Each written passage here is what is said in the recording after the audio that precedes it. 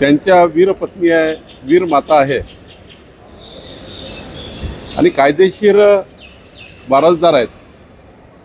त्यांना सरकारच्या आम्ही जमिनी देतो कसण्याकरता, वाहण्याकरता, शेतीकरता.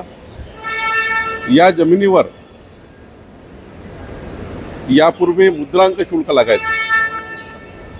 सरकारची जमीन ट्रान्सफर करायची असेल तर वीर मातांना, वीर पत्नींना मुद्रांक शुल्क द्यावं लागत होतं. पण माननीय मुख्यमंत्री देवेंद्र फडणवीसजी यांची सूचना होती की हे माफ केलं पाहिजे.